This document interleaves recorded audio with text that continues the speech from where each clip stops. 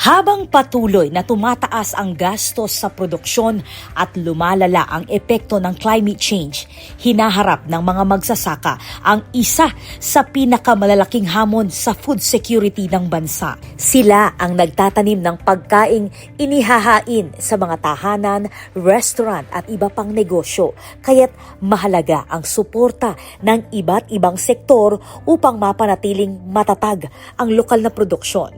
Bilang tugon dito, nagsama-sama ngayong July 2 ang mga lider ng mga magsasaka, business groups at agricultural stakeholders sa isang food security forum na ginanap sa Pampanga State Agricultural University o PSAU sa Magalang. Ang forum pinangunahan ng Pampanga Business Circle o PBC, PSAU at Sanadu Agri-Products Incorporated na layuning palawakin ang kaalaman ng mga magsasaka sa makabagong teknolohiya at pamamaraan upang mapataas ang kalidad at dami ng kanilang ani. Alam naman natin na ang presyo ng abono or fertilizer talagang tumataas, and it create a ripple effect sa amin as end user, as a chef, 'di ba? Malaking factor 'yun. Pag tumaas ang input, no, tataas ang output. Tumaas ang presyo ng mga bilihin, tataas yung bentahan natin sa merkado. So, kumbaga, we're looking at it as a bigger perspective that we're going on ground. We're tapping our farmers to give them this knowledge, this information about the liquid fertilizer that we are proposing or offering to them, so that they will have more information. No? And sabi nga nila, people perish when they don't have any knowledge about what they do. So that's why we are doing here. And of course, as a chef naman, as an entrepreneur, napaka-importante sa atin yung kalidad ng pagkain. Kasi nga, if the food that we are taking in, so pinapasok natin sa katawan natin, are nutritious and healthy, we'll live longer. And isang factor yan na kailangan importante talaga. Alam natin kung ano yung mga, saan natin kinukuha yung mga products natin o yung mga supply natin.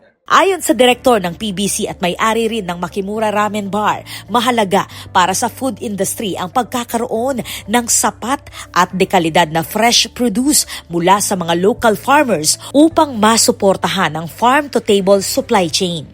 Kami bilang mga negosyante, restaurant owners, we also are consumers of their products.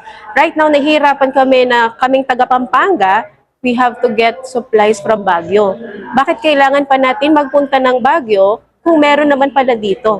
We have to strengthen our own economy here in our own province para mas lumago yung ekonomiya natin. Supporting the local farmers will strengthen our economy. At the same time, it can also secure our food security, and it's gonna be an ecosystem all in all. Samantala, isa sa mga pangunahing layunin ng PSAU ang pagbibigay ng pagkakataon sa mga magsasaka na direktang makausap ang mga supplier upang magkaroon sila ng mas madaling access sa mga makabagong agricultural inputs. Laki po yung tulong ng industry sa amin.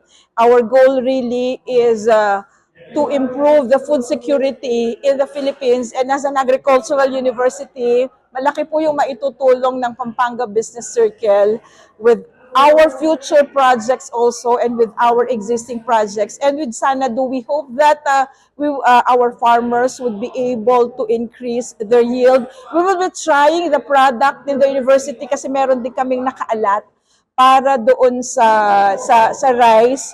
Titingnan natin kung alin yung mas maganda yung yield. Suportado rin ang forum ng iba't ibang grupo ng mga negosyante sa bansa na naniniwalang mahalagang palakasin ang sektor ng agrikultura upang matiyak ang pangmatagalang food security. We welcome yung mga different players fertilizers, no, because of what's happening in the Strait of Hormuz, no, dahil may increase of costs sa fertilizers. We also want sana na magkaroon tayo ng pag-develop sa mga fertilizers natin locally. We are also supporting the farmers dahil sila yung mga natin. Without them, wala tayong pagkain na kakainin. So it's just right na ganito mga activity na ginagawa, and we do support. We focus to support the farmers. Likewise, also in Tarlac, our provincial and our LGUs are very, very actively supporting our farmers. No? Lumahok dito ang Sanadu Agri-Products na kilala sa kanilang Sanadu Max Power Liquid Fertilizer na ginagamit na ng maraming mga magsasaka sa Pangasinan, Pampanga hanggang Isabela. The financial model we have is for traditional urea, for 1 hectare of rice, the cost of the urea, which is in bags, depending on how much the farmer can afford, varies from 18,000 to 24,000. And now, because of the Hormuz war, we heard it's gone up to 32,000. And the yield is only 4.5 hectares. With Sanadu, the cost is only 12,000. And the yield is 5.6 to 8 tons versus 4.5 tons on traditional, you see. So we always base everything on facts and data. Yeah. Ayon sa kumpanya, ang produkto ay idinisenyo upang mabawasan ang paggamit ng granular fertilizer, mapababa ang production cost at mapataas ang ani sa pamamagitan ng mas efficient nutrition absorption ng mga pananim. We're looking forward to cooperating with PSAU now because they also want to do the experiments themselves, the trials, so that they see for themselves. Sila na mismo ang mag-validate that they have seen it for themselves.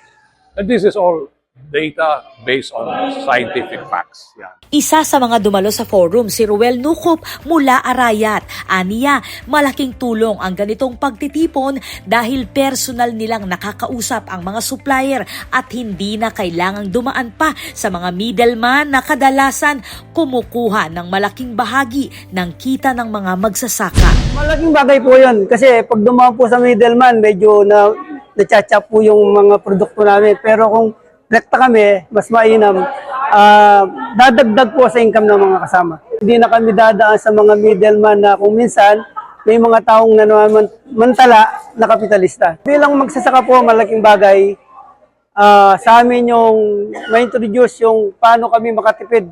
Kasi nga ang pagsasaka ay malaking, sabihin nating sugal para magiging kapakinabangan ng mga pamilya namin. Pero kung sa pamamagitan ng Sanadu at makakatipid kami at malaking bagay po sa amin yan. Sa pamamagitan ng pagtutulungan ng academe, private sector at mga farmers, umaasa ang mga organizer na mas mapapalakas ang lokal na produksyon ng pagkain, mapapataas ang kita ng mga farmers at masisiguro ang mas matatag na food security para sa susunod na henerasyon.